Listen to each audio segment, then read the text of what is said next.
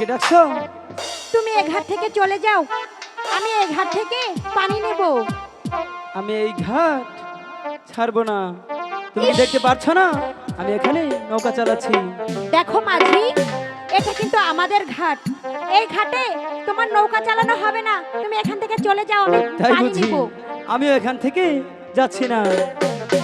ইস, বললেই হলো। ওই আমার কাঙ্কের কলসি,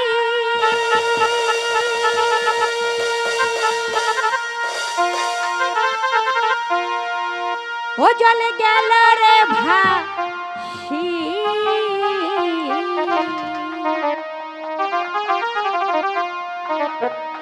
মাঝি রে তোর নৌকারে ঢেউলা